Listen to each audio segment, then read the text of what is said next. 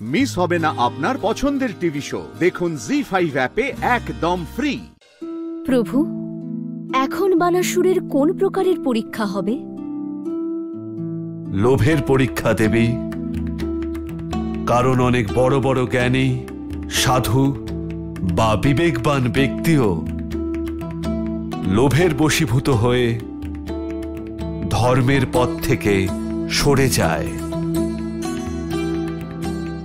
তাহলে এক্ষেত্রে ওই অজ্ঞানী বিবেকহীন বানাসুর কিভাবে এই পরীক্ষায় সফল হতে পেরেছিল?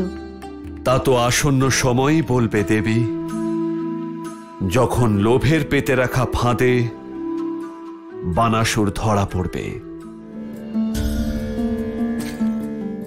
আর এইভাবে এই জাগ্রত শক্তিপীঠ স্থাপিত হয়। প্রভু, এই শক্তিপীঠ স্থাপনের কাহিনী তো আপনি আমায় শোনালেন, কিন্তু মর্তলোকে আমার জন্মের রহস্য সেটা এখনো বলেননি। আমার জানার প্রবল ইচ্ছে প্রভু।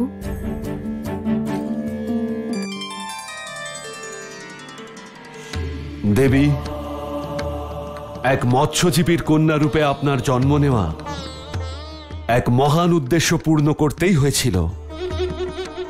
পৃথিবীবাসী রূপে জন্ম নেওয়ার কারণে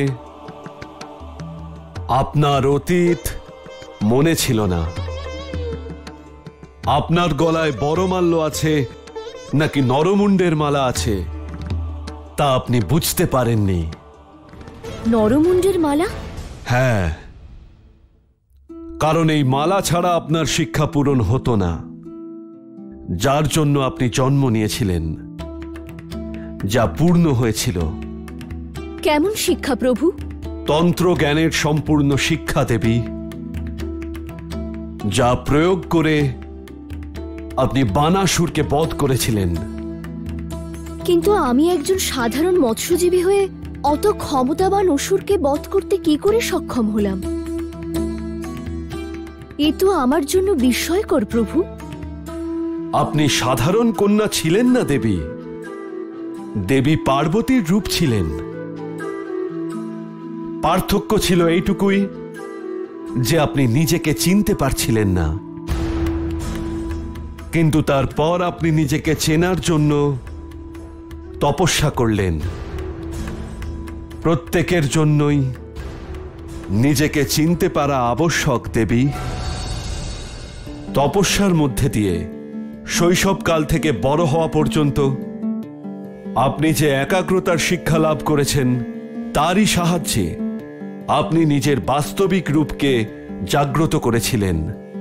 প্রভু, আমি যা কিছু করেছি তা আপনাকে ছাড়া সম্ভব ছিল না, কারণ শক্তির উৎসই হল শিব, আর শিবই হলেন সংহারক। আমি তো কেবল এক মাধ্যম ছিলাম। না দেবী, আপনি শিবের পরিপূরক। শক্তি না থাকলে শিবও থাকবে না। না প্রভু, শিবকে ছাড়া শক্তি অসম্পূর্ণ। জি5 ডাউনলোড করুন আর সব এপিসোড দেখুন একদম ফ্রি।